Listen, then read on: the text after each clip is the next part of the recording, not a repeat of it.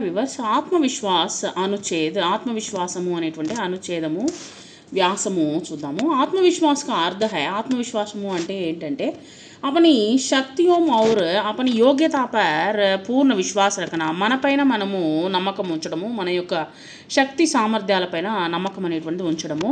యహ ఏక్ ఆంతరిక శక్తి హై జో మనకు లోపల ఒక అంతర్గతంగా ఒక శక్తి అనేటువంటిది ఉంటుంది. जो मनुष्य को कठिन से कठिन परिस्थितियों में भी मुस्कुराते हुए ఆగే బడ్నేకా సాహస్ దేతి హై. మనకు కష్ట సమయాల్లో వచ్చినప్పుడు కూడా మనము నవ్వుతూ ఉంటామన్నమాట. సో కఠినమైనటువంటి సమయాల్లో కూడా పరిస్థితుల్లో కూడా వచ్చేసి మనం ఎప్పుడు నవ్వుతూనే ఉంటాము.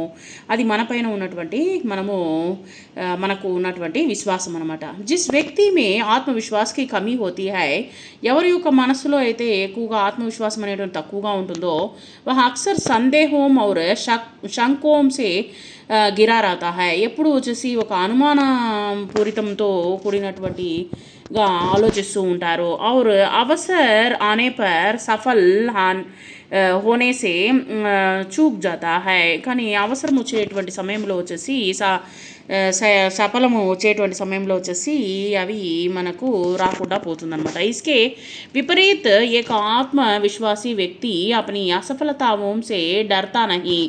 అదే వచ్చేసి తనపైన ఉన్నటువంటి నమ్మకం ఉన్నటువంటి వ్యక్తి అయితే వచ్చేసి తన యొక్క ఏదైనా వచ్చేసి ఫెయిల్యూర్స్ని వచ్చేసి తను భయపడ్డానమాట. బల్కి ఉన్సే సీక్ లేకర్ దాని గురించి మనము కొత్త విషయాలను తెలుసుకొని అంటే పాఠాన్ని నేర్చుకుంటాడనమాట. నయే జోష్కే సాత్ లక్ష్యకి ఓర్బడతా హై. తను ఒక లక్ష్య సాధన కోసంగా అతను వచ్చేసి ముందు వైపుకి వెళ్తాడనమాట. ఆత్మవిశ్వాస और घमंड के बीच एक बहुत पतली రేఖ होती है. ఇప్పుడు ఆత్మవిశ్వాసానికి ఒక గర్వానికి అహంభావానికి ఒకే ఒక చిన్న సన్నని రేఖ మటుకే ఉంది. ఎలా అంటే ఆత్మవిశ్వాస్ జహా హమారా उत्थान करता है वही घमंड हमारी ప్రగతి కో రోక్ దేతా హై. అహంకారం వచ్చేసి మన యొక్క అభివృద్ధిని వచ్చేసి అంతరింపచేస్తుంది, అడ్డుగోడగా నిలుస్తుంది. అదే వచ్చేసి ఆత్మవిశ్వాసం అయితే మనల్ని ముందుకు నడుపుతుంది అనమాట. సచ్చా ఆత్మవిశ్వాస్ కడి మెహనత్ ఆత్మవిశ్వాసం ఉన్నటువంటి వ్యక్తి ఎప్పుడు కష్టపడుతూనే ఉంటాడు. తయారీ ఔర్ సకారాత్మక సోచ్ సే ఆతా హై. మంచి నడవడికలతో ఆలోచిస్తూ ఉంటాడు, మంచి విషయాల గురించి ఆలోచిస్తూ ఉంటాడు. జబ్ హమ్ ఖుద్ భరోసా కర్నా సీక్ జాతే హై.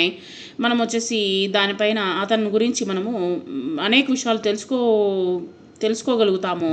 తో దునియాకి కోయి బి బాధా సే నహీ రోక్ సక్తి హై.